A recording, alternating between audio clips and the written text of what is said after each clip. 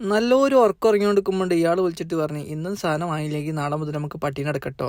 അപ്പൊ പിന്നെ നീച്ച് ഞാൻ മൂപ്പര കൂടാണ്ട് പോയി. നമ്മളെ വണ്ടിക്ക് ബാക്കിൽ സീറ്റും ബ്രേക്കും ഇല്ലെങ്കിലും ചവിട്ടി നിൽക്കാണ്ട് കമ്പ്യൂട്ടർ ഉണ്ട്. അതിമ കയറി നിന്നിട്ടാണ് നമ്മളെ യാത്ര. ഇന്ത്യൻ നേരിന്റെ രൂപം കണ്ടിട്ട് ഞാൻ തന്നെ നെട്ടി. ഇതെന്താ അബൂജാലോ? ഇതാണ് ആ മാർക്കറ്റിലേക്ക് പോകുന്ന വഴി. ഇനി ഇവിടെ നിന്നിട്ട് ഫുൾ ഓഫ് റോഡാണ്. ആ കൗതുകം കണ്ട് കഴിഞ്ഞപ്പോ പിന്നെ അങ്ങോട്ട് തള്ളലോട് മൂപ്പരുണ്ട് നായി കതക്കണ മാതിരി കതക്കണേ. പിന്നെ ഞാനും കൂട്ടത്തിൽ അങ്ങ് നടന്നു. ഈ ബാക്കിൽ കാണുന്നതാണ് നമ്മൾ വന്ന മാർക്കറ്റ്. കട്ടബൊമ്മ മുതൽ കുട്ടിച്ചാത്തം വരെ ഇവിടുത്തെ കച്ചവടക്കാരാ. ചക്രമ്മൽ ഈച്ച പൊതിഞ്ഞമാരുണ്ട് എല്ലാവരും ഇതിന്റെ ചുറ്റും നിൽക്കും. 10 റിയാൽ കൊടുത്ത് അതിൽ ഏത് വേണമെങ്കിലും എടുക്കുക. പക്ഷെ അതിന്റെ ഉള്ളിലുള്ള എന്താ തുറന്നു നോക്കാൻ പറ്റൂല. കേട്ടപ്പത്തന്നെ എനിക്ക് കത്തി ഇത് നല്ല ടൈപ്പാണ്. എന്റെ കൂട്ടത്തുള്ള ആള് കേൾക്കാതെ പോയി വാങ്ങിയാണ്ട് മൂപ്പരെ തുറന്നു നോക്കിയപ്പോ അതിൽ 4 ടാബിന്റെ കവറും 4 സ്ക്രീൻ കാർഡും. ഇതിപ്പോ ജലദോഷത്തിന് കാണിച്ചാൽ പോയപ്പോ വയറൽക്കാനുള്ള കുടി കൊടുത്ത പോലെ. അങ്ങനെ അവിടുന്ന് അപ്പുറത്തെ കടയിൽ പോയപ്പോ അവിടെ നല്ല ഷൂസ് ഉണ്ട്. അപ്പൊ ഞാൻ ചോദിച്ചു ഇത് അർമാണിന്റെ ആണെന്ന്. അപ്പൊ അല്ല പറയാം ദൂസരാത്മിക ഹേൻ. ഈ പാത്രങ്ങളൊക്കെ പഴയതാണല്ലോ. ഈ മിക്സിയുടെ കൂടെ തെർമോക്കോൾ വെക്കുന്നത് വല്ലയിടത്തുനിന്നും കട്ടോണ്ട് വന്നേ.